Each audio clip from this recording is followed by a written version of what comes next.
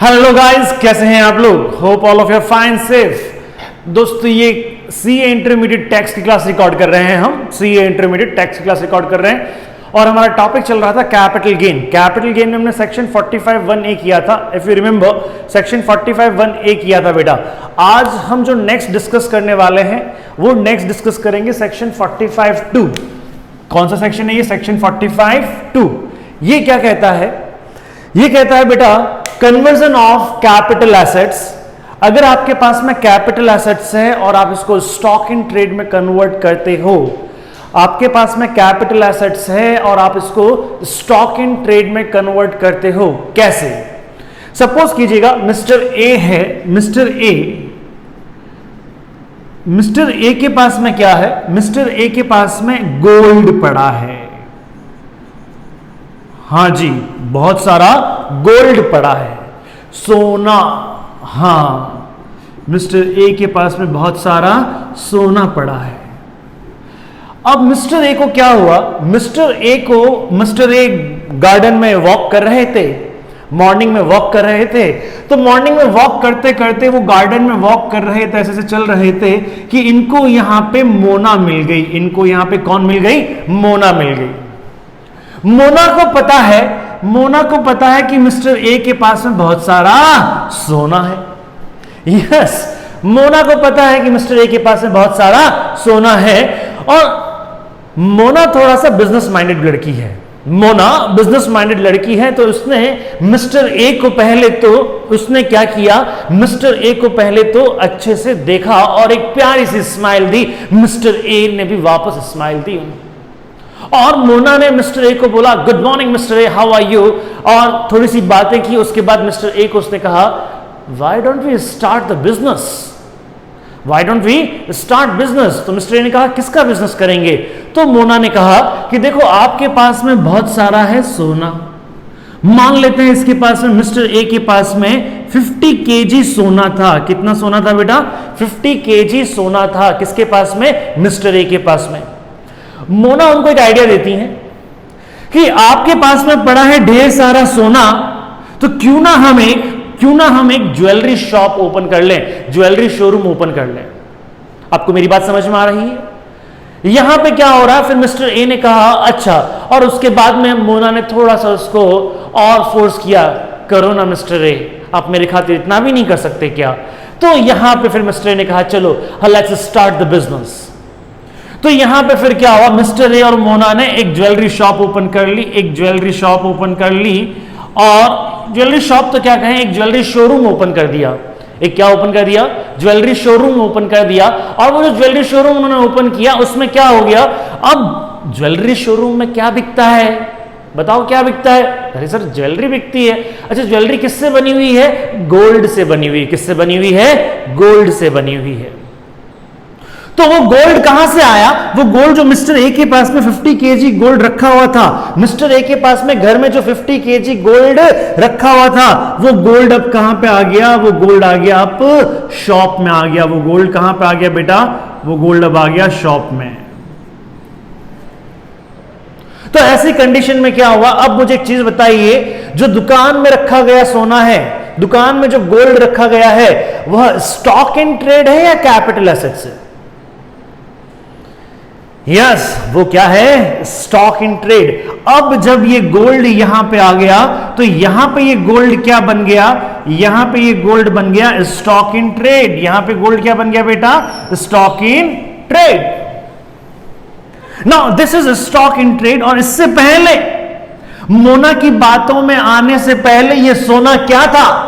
मोना की बातों में आने से पहले मिस्टर ए के पास में जो ये सोना था, वो सोना क्या था? वो सोना था इनका capital asset. Yes, this gold was capital assets. अरे गोल्ड तो गोल्ड ही है मेरे भाई, गोल्ड तो गोल्ड ही है। चाहे यहां भी रहेगा तो भी गोल्ड होगा, यहां भी रहेगा तो भी गोल्ड होगा। लेकिन यहां वाले गोल्ड में और यहां वाले गोल्ड में देखने वाले की नजर चेंज हो जाएगी।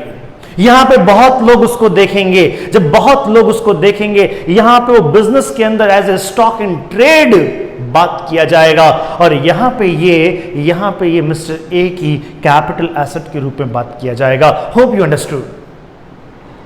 तो क्या होता है जब आपके पास में कोई कैपिटल एसेट्स है और आप उस कैपिटल एसेट्स का ही क्या करना चाहते हैं, बिजनेस करना चाहते हैं, उस कैपिटल एसेट्स का ही क्या करना चाहते हैं, बिजनेस करना चाहते हैं। And once you have taken this decision my dear, once you have taken this decision, it means क्या हो गया, अब वो कैपिटल एसेट्स आपकी कैपिटल एसेट्स नहीं रही मेरे दोस्त, अब वो कैपिटल एसेट्स किस में कन्वर्ट हो गई, स्टॉक इन ट्रेड में। And if you remember section 2 subsection 14 capital assets की डेफिनेशन माय डियर, उसमें स्टॉक इन ट्रेड को कैपिटल एसेट से क्या किया गया, एक्सक्लूड किया गया, एक्सक्लूड किया गया। Hope you understood. मैं ये सिचुएशन कौन सी समझा रहा हूं, ये समझ में आया आपको? यस चैंपियंस एंड माय चार्टर्ड्स, मैं आपको सिचुएशन जो समझा रहा हूं ये है capital assets conversion. Capital assets conversion किसमें कन्वर्जन रे, स्टॉक इन ट्रेड में। Hope you understood. तो जब अब यहां पे क्या हो गया, आपका जो पर्सनल एसेट्स है, आपका जो पर्सनल कैपिटल एसेट्स है, दिस पर्सनल कैपिटल एसेट्स किस में आ गया, ये आ गया अब स्टॉक इन ट्रेड में। तो माय फर्स्ट क्वेश्चन, पहले मालिक कौन था, मिस्टर ए, अब भी मालिक कौन है, मिस्टर ए, लेकिन देखने वाले की नजर चेंज है ना, देखने वाले की नजर क्या है बेटा, चेंज है। अब वो as a stock in trade देखा जा रहा है और पहले कैपिटल एसेट्स के रूप में देखा जा रहा था। यहां पे अब ये जो कन्वर्जन हुआ है, ये जो कन्वर्जन हुआ है capital assets into stock in trade, इस कन्वर्जन को ये क्या है आपका, capital assets into stock in trade. ये क्या है, capital assets into stock in trade. तो बेटा सबसे पहली बात, इसको हम ट्रांसफर मानते हैं, इसको हम क्या मानते हैं, ट्रांसफर मानते हैं। सबसे पहली बात इसको हम क्या मानेंगे, ट्रांसफर मानेंगे। अच्छा ट्रांसफर मानेंगे तो दो लोग होते हैं साहब, ट्रांसफर मानेंगे तो दो लोग होते हैं। अब थोड़ा सा समझें, दो लोग होते हैं, एक कौन होता है, ट्रांसफरर, एक कौन होता है, ट्रांसफरर, और दूसरा कौन होता है, ट्रांसफरी। यहां पे ट्रांसफरर कौन है, मिस्टर ए, और ट्रांसफरी कौन है, बिजनेस। क्योंकि मिस्टर ए ने कहां पे मिस्टर ए ने कहां पे अपनी एसेट्स को ट्रांसफर किया, बिजनेस में ट्रांसफर किया। थोड़ा सा मैं यहां पे अकाउंटिंग कॉन्सेप्ट लेके आऊंगा, हालांकि कोई मतलब नहीं है लेकिन फिर भी समझाने के लिए। तो अब अगर मैं बात कहता हूं, यहां है मिस्टर ए और यहां पे है उसका बिजनेस, यहां है मिस्टर ए और यहां पे है उसका बिजनेस, तो ये कन्वर्जन क्या हो गया आपका, ट्रांसफर में इंक्लूड हो गया। अब इसके अंदर जब ट्रांसफर है तो कैपिटल एसेट्स, जब ट्रांसफर है कैपिटल एसेट्स का तो कैपिटल गेन की कैलकुलेशन करनी पड़ेगी, कैपिटल गेन की कैलकुलेशन करनी पड़ेगी। अब आप बताइए कैपिटल गेन की कैलकुलेशंस के लिए क्या क्या चाहिए, याद करो वो पुरानी बातें जब हम मिला करते थे कंप्यूटर के थ्रू। हाँ जी, क्या क्या चाहिएगा आपको, सबसे पहले चाहिएगा आपका क्या, फुल वैल्यू ऑफ कंसिडरेशन। क्या चाहिए बेटा, फुल वैल्यू ऑफ कंसिडरेशन। फिर year of acquisition, year of transfer, ये सारी बातें चाहिएगी। तो यहां पे फुल वैल्यू ऑफ कंसिडरेशन क्या माना जाएगा, मान लो मिस्टर ए ने ये सोना जो खरीदा था, मिस्टर ए ने ये सोना परचेज किया था, बेटा ये मिस्टर ए ने सोना परचेज किया था ऑन 1 जनवरी 2005। मिस्टर ए ने ये सोना परचेज किया था, मिस्टर ए ने ये सोना परचेज किया था। उस समय मिस्टर ए ने ये सोना, मैं एक वीक फिगर ले रहा हूं, मिस्टर ए ने ये सोना परचेज किया था अप्रोक्स 5 करोड़ में। कितने में परचेज किया, 5 करोड़ में। और मिस्टर ए ने इसको जब ट्रांसफर किया है, मिस्टर ए ने जब इसको ट्रांसफर किया है, ट्रांसफर की डेट मैं आपको बता देता हूं, दैट इज 1 जनवरी 2020। 1 जनवरी 2020 को मिस्टर ए ने इसको ट्रांसफर किया। Hope you understood. तो अब मुझे एक चीज बताओ यार, अब ऐसी कंडीशन में आपका अगर मैं बात करता हूं date of transfer, date of transfer क्या है, ट्रांसफर का मतलब क्या, कन्वर्जन। यहां पे क्या मतलब हो गया, date of conversion is equal to date of transfer. तो डेट ऑफ ट्रांसफर कितना है आपका, दैट इज 1 जन 2020, 1 जन 2020। तो मेरा अगर मैं डेट ऑफ ट्रांसफर की बात करता हूं, मैं डेट ऑफ ट्रांसफर की बात करता हूं तो मेरा डेट ऑफ ट्रांसफर क्या आता है, 1 जन 1 Jan 2020। और ये 1 Jan 2020 कौन से फाइनेंशियल ईयर में है? यस मेरे दोस्त, मेरे बच्चे, मेरे चार्टर्ड, ये है कौन से फाइनेंशियल ईयर में? ये है फाइनेंशियल ईयर आपका 2019-20। 2019-20। इसका मतलब यहां पे ईयर ऑफ ट्रांसफर या डेट ऑफ ट्रांसफर जो भी है, इसका इंडेक्स वैल्यू कौन से ईयर का लगेगा? 2019-20 का लगेगा। और इस 2019-20 का इंडेक्स वैल्यू क्या होता है मेरे दोस्त? 289 इसका क्या होता है? इंडेक्स वैल्यू होता है, आपको पता ही है। Date of acquisition, date of acquisition तो आपको पता है, डेट ऑफ एक्विजिशन क्या है यहां पे? 1 Jan 2005। 1 Jan, अगर मैं अब बात कहता हूं यहां पे डेट ऑफ एक्विजिशन, यहां पे किसकी बात करें हम? डेट ऑफ एक्विजिशन की। तो डेट ऑफ एक्विजिशन क्या है बेटा यहां पे? Date of acquisition is my 1 Jan 2005।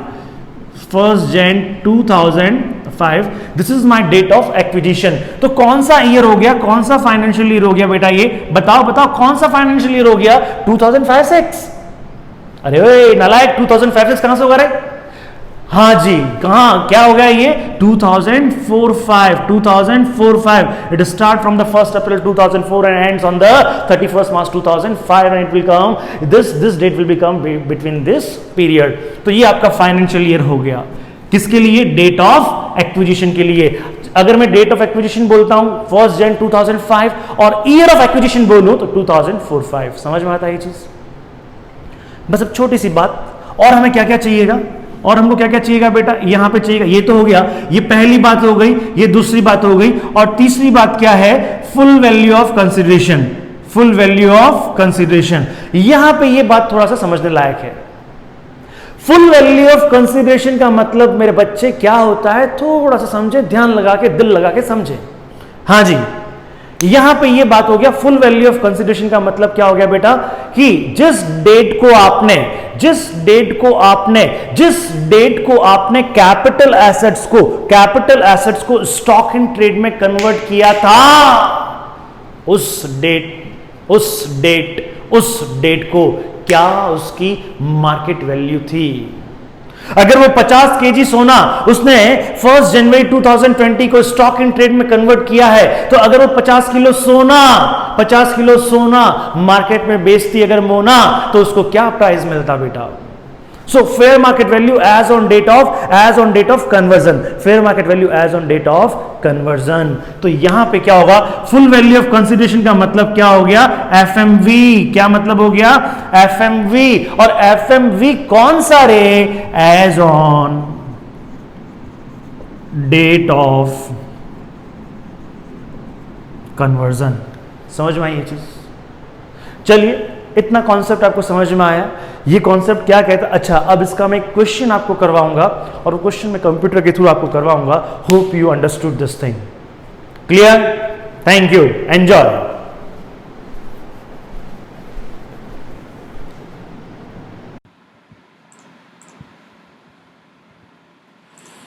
इस गाइस हम बात कर रहे थे यहाँ पे conversion of capital assets into stock in trade की, और उसमें मैं आपको बोर्ड पे समझाया था, फुल वैल्यू ऑफ कंसिडरेशन तक बात मैंने कर ली थी। अच्छा, इसके आगे क्या होता है? देखो क्या होता है कि जो हमारा प्रीवियस एग्जांपल था, कि प्रीवियस एग्जांपल में अगर मैं बात कहूँ यहाँ पे, तो प्रीवियस एग्जांपल में हमने ये सारी बातें करी थी, तो इसको मैं थोड़ा सा नीचे डिस्क्राइब कर देता हूँ। अब डेट ऑफ एक्विजिशन क्या था वहाँ पे, जो मेरा प्रीवियस एग्जांपल था। चलिए एक नया एग्जांपल ले लेते हैं। डेट ऑफ एक्विजिशन है मेरा 1 Jan 2005, ये मेरा डेट ऑफ एक्विजिशन था। हाँ जी, this is my date of acquisition.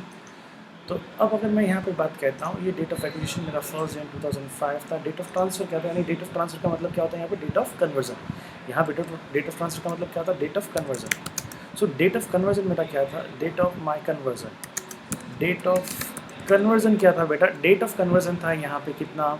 That is 1 Jan। अगर मैं बात कहता हूँ यहाँ पे आपका 1 Jan 2020, यह था आपका डेट ऑफ कन्वर्जन। उसके बाद में डेट ऑफ इम्प्रूवमेंट कुछ था नहीं, तो नॉट एप्लीकेबल मैं कर देता हूँ। फुल वैल्यू ऑफ कंसिडरेशन का मतलब क्या था यहाँ पे?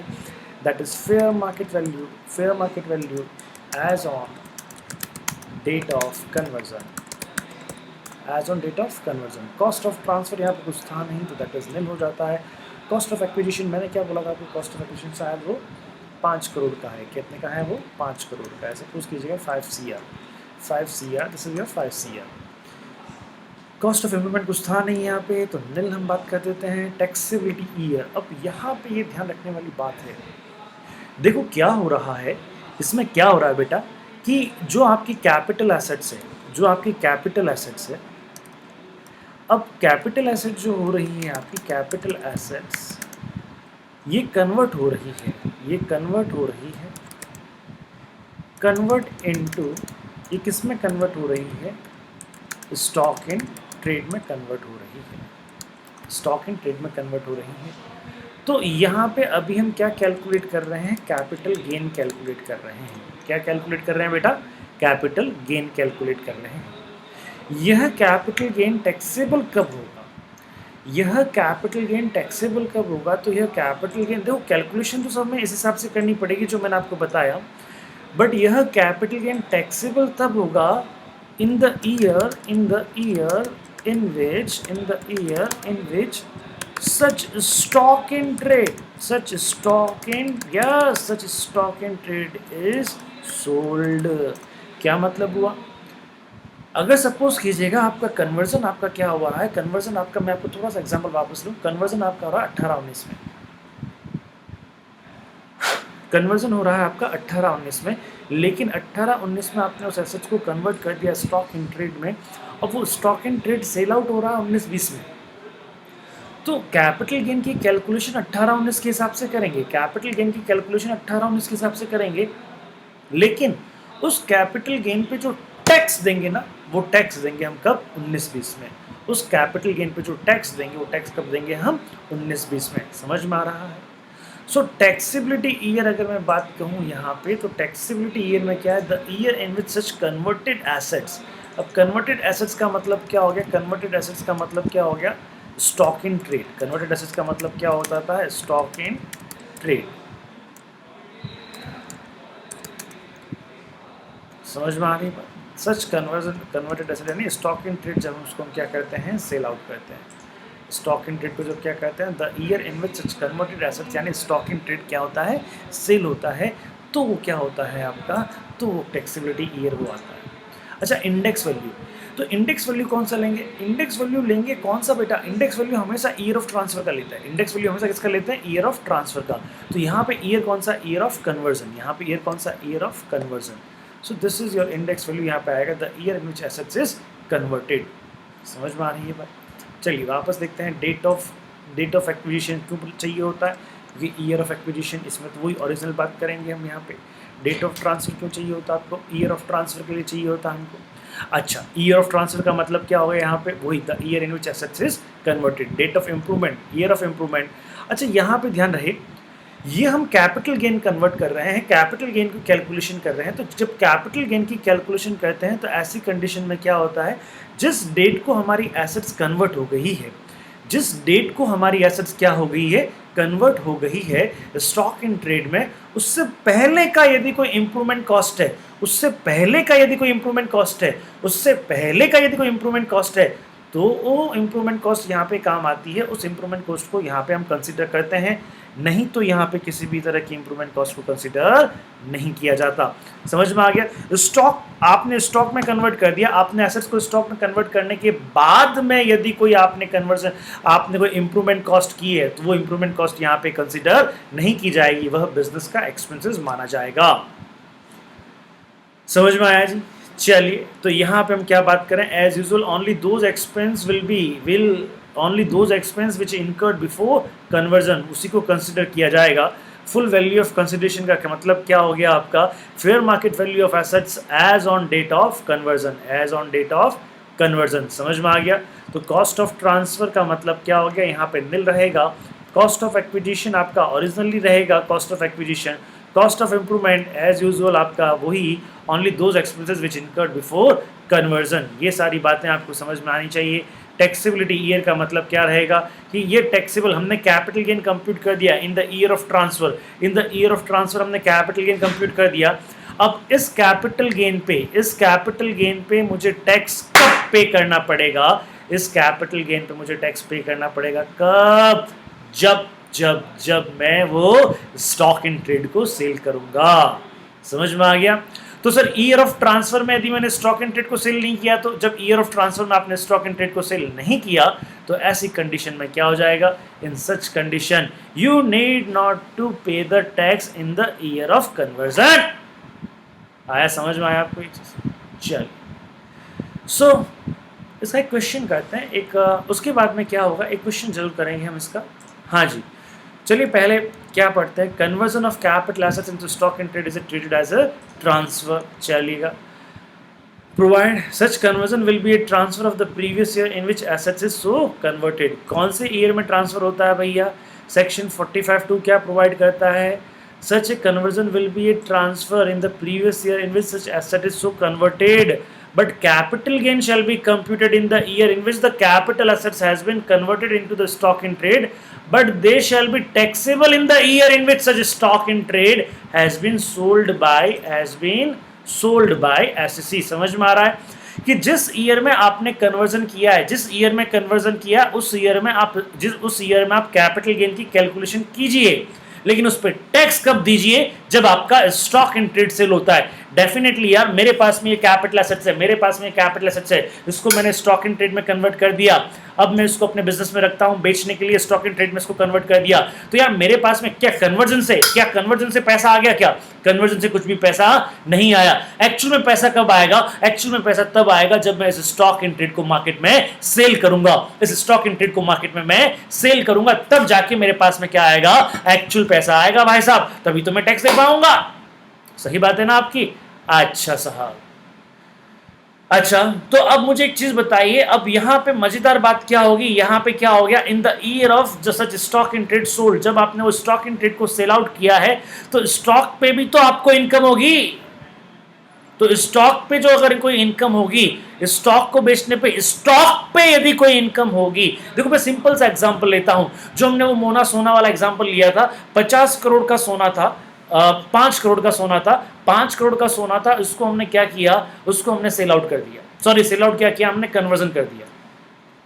5 करोड़ के सोने को हमने कन्वर्ट कर दिया, और कन्वर्ट करने के बाद में क्या हो गया? कन्वर्जन जैसे ही हमने किया, डेट ऑफ कन्वर्जन को उसका मैं मार्केट वैल्यू जो था, फेयर मार्केट वैल्यू में 50 करोड़ मान लेता हूँ। कितना मान लेता हूँ? 50 करोड़ मान लेता हूँ।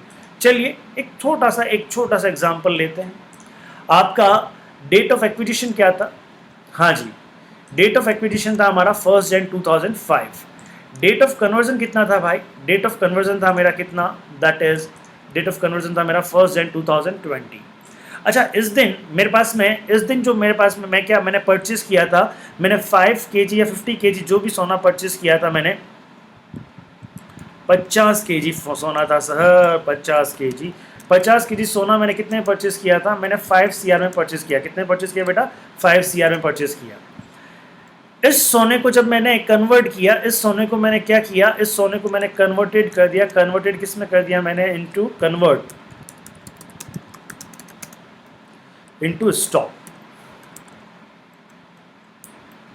ऑन 1 जनवरी 2020।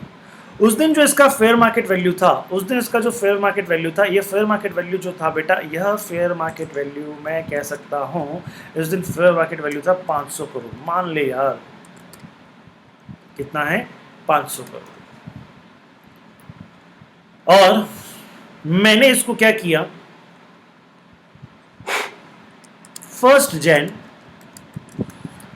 अब मेरे पास में ये क्या है? अब मेरे पास में ये जो भी बचा हुआ है, अब मेरे पास में क्या? स्टॉक इन ट्रेड है। क्या है ये? स्टॉक इन ट्रेड है।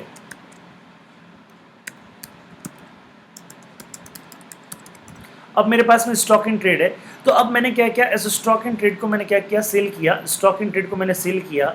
स्टॉक इन ट्रेड मैंने क्या किया? सोल्ड किया। अच्छा, वो स्टॉक इन ट्रेड मैंने सोल्ड किया। कब सोल्ड किया मैंने? 1 जनवरी 2021। 1 जनवरी 2021 को मैंने सेल आउट कर दिया। समझ में आया? और 1 जनवरी 2021 को जब मैंने उसको सेल किया, तो उसको सेल मैंने किया, मान लेते हैं 700 करोड़ में, करें तो पूरा ही करें ना। तो जो यहाँ से यहाँ तक की कैलकुलेशन होगी, यहाँ से यहाँ तक की जो भी कैलकुलेशन होगी, वो किसकी कैलकुलेशन होगी? वो कैपिटल गेन से रिलेटेड कैलकुलेशन होगी। आइए जरा चेक करें। तो डेट ऑफ एक्विजिशन, यहाँ पे अगर मैं कहता हूँ डेट ऑफ एक्विजिशन क्या है, ओरिजिनल डेट ऑफ एक्विजिशन, तो डेट ऑफ एक्विजिशन आपका ओरिजिनल डेट ऑफ एक्विजिशन हो गया। डेट ऑफ कन्वर्जन आपका, डेट ऑफ ट्रांसफर आपका डेट ऑफ कन्वर्जन हो गया। डेट ऑफ इंप्रूवमेंट आपका एप्लीकेबल नहीं है, फेयर मार्केट वैल्यू हो गया, नील हो गया, यहाँ ये सब हो गया। कॉस्ट ऑफ एक्विजिशन आपका समझ में आता है।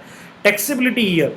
अब अच्छा, अब मुझे एक चीज़ बताओ यार, यहाँ पे अगर मैं ईयर की बात करता हूँ तो ये जो मेरा ईयर है, ये ईयर कौन सा है मेरा, ये ईयर है 2004-5। ये ईयर कौन सा है बेटा मेरा, 2004-5। अच्छा, अब मैं इस ईयर की बात करता हूँ तो ये ईयर कौन सा है बेटा, ये ईयर जो है, ये ईयर है मेरा 2019-20 और ये वाला ईयर कौन सा है मेरा, ये वाला जो ईयर है मेरा, दैट इज मेरा है ईयर 2021। ये वाला ईयर है मेरा 2021। समझ में आ रहा है आपको ये? ओके। अब अगर मैं बात कहूँ मुझे कैपिटल गेन की कैलकुलेशंस करनी है, तो कैपिटल गेन की कैलकुलेशंस में मुझे इन 2 सालों के क्या चाहिएंगे, इंडेक्स वैल्यू चाहिएगा। तो 2004-5 का अगर मैं इंडेक्स वैल्यू देखता हूँ तो 2004-5 का इंडेक्स वैल्यू कितना है बेटा, 113। कितना इंडेक्स वैल्यू है यहाँ पे, 113। तो यहाँ पे 113 या 213, जरा एक बार वापस चेक कर लेते हैं, 113 ही है। कितना है बेटा, 113, 113। इसका जो इंडेक्स वैल्यू है वह इंडेक्स वैल्यू कितना है, 113। अच्छा, और अगर मैं यहाँ की बात करता हूँ, मेरा ईयर 2019-20 का इंडेक्स वैल्यू जो है मेरा, वो इंडेक्स वैल्यू कितना है बेटा, 289। कितना है मेरा, 289। अब मुझे कैपिटल गेन कैलकुलेट करना है। देखो, कैपिटल गेन मैं कैलकुलेट करूंगा यहाँ पे, तो कैपिटल गेन कैलकुलेट करते समय सबसे पहले क्या आता है आपका, सेल प्रोसीड। क्या आता है आपका, सेल प्रोसीड या full value of consideration. Full value of consideration, full value of consideration क्या होगा यहाँ पे, fair market value. Fair market value as on date of conversion, as on date of conversion. हाँ जी, fair market value as on date of conversion.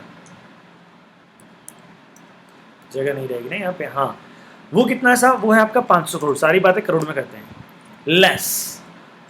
Less करेंगे हम यहाँ पे। क्या आपके पास में कॉस्ट ऑफ ट्रांसफर है क्या? नहीं साहब, कॉस्ट ऑफ ट्रांसफर तो नहीं है। तो जब कॉस्ट ऑफ ट्रांसफर नहीं है तो वो नील हो गया। तो यहाँ पे फिर आपका नेट सेल प्रोसीड कितना रहा, नेट सेल प्रोसीड रहा आपका सेम ही रहा। सर इसमें क्या अलग अलग बात कर रहे हो आप? हाँ जी बेटा, नेट सेल प्रोसीड आपका सेम ही रहा। अब इसमें से लेस करेंगे, बताओ लेस कर। अच्छा, ये लॉन्ग टर्म, सबसे पहले मैं ये भी तो चेक करना पड़ता है ये लॉन्ग टर्म कैपिटल एसेट्स या शॉर्ट टर्म है। तो भैया डेफिनेटली क्या है, 24 महीने से ज़्यादा है। ये 24 महीने वाली कंडीशन है या 36 महीने वाली होगी? तो इसके लिए क्या चेक करते हैं कि यह जो कौन सी एसेट्स ट्रांसफर कर रहे हो, गोल्ड। कौन सी एसेट्स ट्रांसफर कर रहे हो आप, गोल्ड। तो ये गोल्ड कौन से ब्लॉक में आता है, फर्स्ट ब्लॉक में 12 महीने वाले में, या ये सेकंड ब्लॉक में 24 महीने वाले में, या थर्ड ब्लॉक में 36 महीने वाले में? 36 महीने वाले में आता है। तो ईयर ऑफ एक्विजिशन से लेके, यानी डेट ऑफ एक्विजिशन से लेके डेट ऑफ ट्रांसफर तक का पीरियड 36 महीने से ज्यादा है क्या? हाँ जी, यहां से लेके अगर मैं बात कहता हूं, यहां से लेके यहां तक का पीरियड क्या है, 36 महीने से ज्यादा है। 36 महीने से क्या है, ज्यादा है। तो इसको मैं यहाँ से लेस कर दूंगा। तो यहाँ से, तो ये लॉन्ग टर्म है, तो लॉन्ग टर्म में मुझे इंडेक्स कॉस्ट लेना पड़ेगा, less index cost of acquisition, less index cost of acquisition. समझ में आ रहा है ये बात? This is index cost of acquisition. ये इंडेक्स कॉस्ट ऑफ एक्विजिशन जो हम लेस करेंगे यहाँ पे, बेटा जी अब आप मुझे बताइए, इंडेक्स कॉस्ट निकालना है तो cost of acquisition divided by index value. Index value किसका, index value of year of acquisition, index value of year of acquisition. समझ में आ रहा है आपको ये बात? हाँ जी, multiplied by index value, multiplied by index value of year of transfer. तो यहां पे अगर मैं देखता हूं, यहां पे देखूं तो कॉस्ट ऑफ एक्विजिशन कितना था मेरे पास में, 5 करोड़। कितना था मेरे पास में, 5 करोड़ है, 50 करोड़ है, 50 करोड़ कर दो यार, थोड़ा सा है ना। हाँ,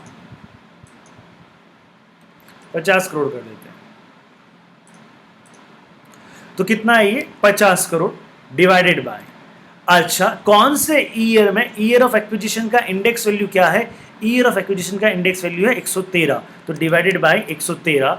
अच्छा, मल्टीप्लाइड बाय क्या करूंगा मैं, मल्टीप्लाइड बाय क्या करूंगा मैं, ईयर ऑफ आपका ईयर ऑफ ट्रांसफर या ईयर ऑफ कन्वर्जन। तो ईयर ऑफ कन्वर्जन कितना कौन सा है आपके पास में 2019-20, तो इसका इंडेक्स वैल्यू कितना है 289। तो ये मैं क्या करूंगा 289 में यहाँ पे करूंगा तो इट कम्स कितना आ जाएगा ये मेरे पास में, ये मेरे पास में वैल्यू आ जाएगी 127.8767।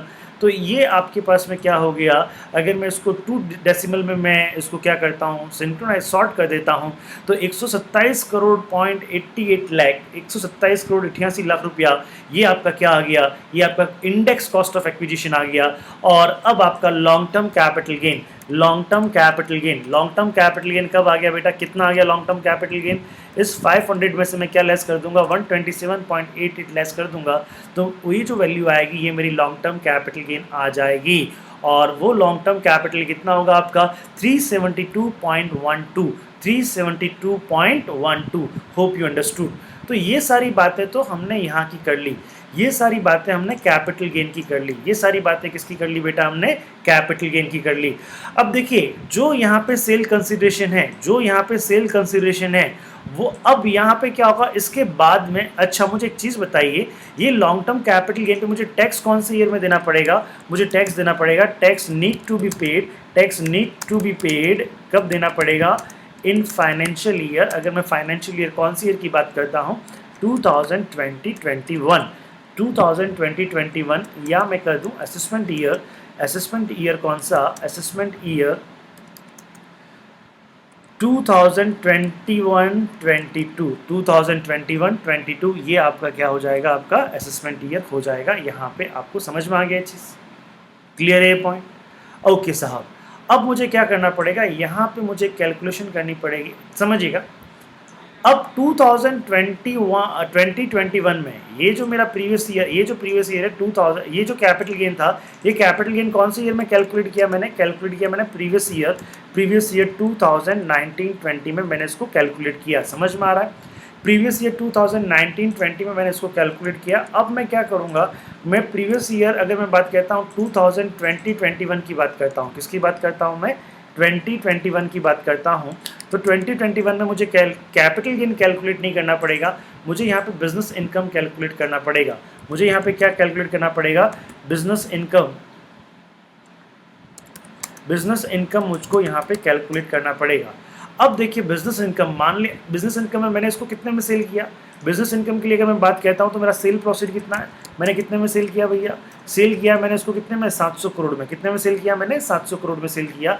लेस में क्या बात करूंगा, लेस में करूंगा कॉस्ट, लेस में करूंगा कॉस्ट, कॉस्ट किसके लिए, cost for business, cost for business. अच्छा बिजनेस ने कितने में खरीदा है उसको, बिजनेस ने कितने में खरीदा, यानी कॉस्ट फॉर बिजनेस क्या हो गया। तो कॉस्ट फॉर बिजनेस का मतलब क्या होता है, देखिए ये जो इसके लिए जो सेल कंसीडरेशन है, इसके लिए कैपिटल गेन के लिए जो सेल कंसीडरेशन है वो सेल कंसीडरेशन बिजनेस के लिए क्या हो जाता है, कॉस्ट हो जाता है। तो एक तरह से यह माना जाता है कि कैपिटल एसेट्स को 500 करोड़ में, इस कैपिटल एसेट्स को 500 करोड़ में हमने किसको ट्रांसफर किया है, बिजनेस को ट्रांसफर किया है, या बिजनेस ने इस एसेट्स को कितने में खरीदा है, 500 करोड़ में खरीदा है। तो बिजनेस के लिए कॉस्ट कितनी हो गई यहाँ पे 500 करोड़, बिजनेस के लिए कौन सी कॉस्ट हो गई 500 करोड़।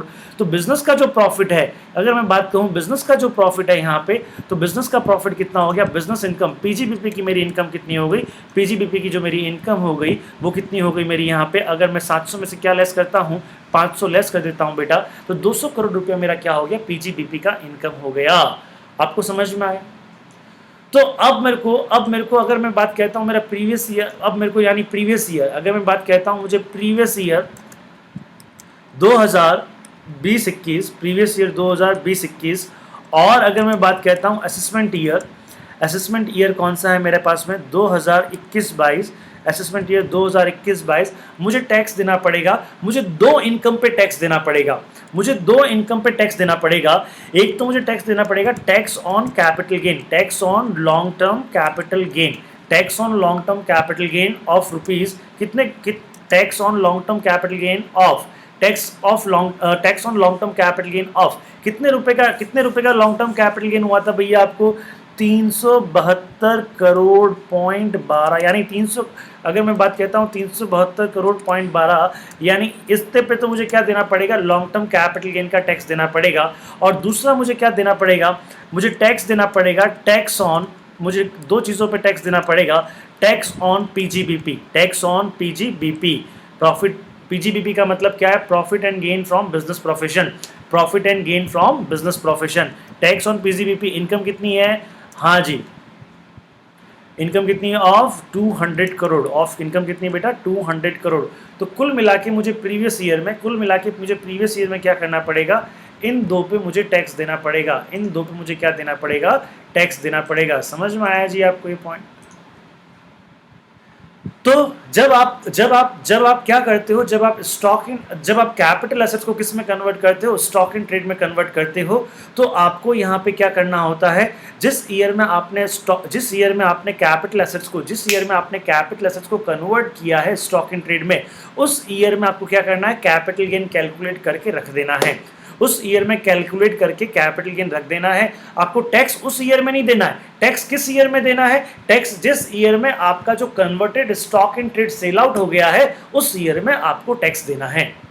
अच्छा, आप सपोज करो पार्टली सेल होता है, पार्टली, तो जिस ईयर में आप, तो ऐसी कंडीशन में क्या होगा, हम वो बाद में डिस्कस कर लेंगे। फॉर अभी आपके लिए समझाता हूं कि अगर पार्टली, जिस ईयर में आपने क्या किया, स्टॉक इन ट्रेड को सेल किया है, उस ईयर में आपको पूरे कैपिटल गेन का टैक्स पे करना पड़ेगा। समझ में आ गया बेटा ये? तो यहाँ पे दो कैलकुलेशंस हो गई, एक तो कैपिटल गेन की कैलकुलेशन हो गई, एक तो आपकी किसकी कैलकुलेशन हो गई, कैपिटल गेन की कैलकुलेशन हो गई, और दूसरा किसकी कैलकुलेशन हो गई, बिजनेस इनकम की कैलकुलेशन हो गई। समझ में आ रहा है चीज? चलिए, तो कैपिटल गेन ये देखिएगा, वापस इस पॉइंट पर आते हैं। Capital gain shall be computed in the year in which the capital assets has been converted into stock in trade, but they shall be taxable in the year in which such stock in trade has been sold by the SSC. Hope you understood? हाँ जी। उसके बाद में क्या हो जाएगा, आपके पास में ये चीज आ जाएगी, the income arising from sale of stock in trade shall be taxable under the head PGBP. बात समझ में आई? अभी जैसे हमने डिस्कस किया। अच्छा साहब, तो बिजनेस इनकम कैसे कंप्यूट होगा? बिजनेस इनकम का मतलब क्या, sale price minus fair market value of asset as on date of conversion, जो कि फुल वैल्यू ऑफ कंसिडरेशन था हमारा कैपिटल गेन के लिए। Hope you understood? अच्छा, indexation of the cost of acquisition and the cost of improvement, indexation of the cost of acquisition and the cost of improvement, इसके लिए क्या लिखा गया, अगर ये इंडेक्सेशन चाहिए होता है तो this will be done till the previous year in which such stock conversion took place. समझ में आ रहा है? तो कौन से ईयर का इंडेक्स वैल्यू लेंगे, उस ईयर का इंडेक्स वैल्यू लेंगे जिस ईयर में हमने जिस ईयर में हमने उस कैपिटल एसेट्स को क्या किया, कन्वर्ट किया। समझ में आ रही है बात? Further the fair market value of the assets as on date of such conversion shall be deemed to be the full value of consideration. बहुत बार मैंने आपको ये बात बता दी। Hope you understood? बात समझ में आई सब आपको? अच्छा, उसके बाद में क्या है आपका, the sale price minus market value as on date of conversion shall be treated as the business income. ये हमने बात कर ही ली है, क्लियर है? अब इन शॉर्ट में अगर मैं बात कहूँ तो इन शॉर्ट में क्या है, taxability year in which stock of trade has been sold. समझ में आ रहा है? टैक्सेबिलिटी ईयर कौन सा होगा, जिसमें स्टॉक इन ट्रेड क्या होगा आपका, सेल आउट होगा। फेयर मार्केट वैल्यू ऑफ क्या होगा आपका, fair full value of consideration, fair market value. सारी बातें आपको समझा चुका हूं मैं, सारी बातें मैं आपको समझा चुका हूं। क्लियर है ना ये पॉइंट? चलिए,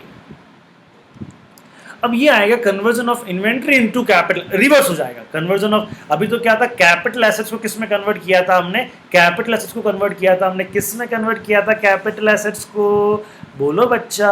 यस, कैपिटल एसेट्स को हमने कन्वर्ट किया था स्टॉक इन ट्रेड में। अब इन्वेंट्री को कैपिटल एसेट्स में कन्वर्ट कर रहे हैं, ये कैसे करेंगे, क्या करेंगे, ये हम देखेंगे अगली क्लास में। तो आपको ये क्लास समझ में आई होगी, अच्छे से इस क्लास को एक बार वापस देखें, दोबारा देखें, और क्वेश्चन नंबर 14 जो है वो आपका होमवर्क रहेगा। Question number 14, oh my God, ये क्या है, क्वेश्चन नंबर 14 तो आपकी पूरी स्क्रीन पे आ रहा है, इसको तो हाइड करो भैया, पूरी स्क्रीन को। भैया बगैर देखे काम करने का, आपको समझ में आ रही ना बात, बगैर देखे काम करने का। ये क्वेश्चन नंबर 14 आपकी स्क्रीन पे है, क्वेश्चन नंबर 14 आपकी स्क्रीन पे है।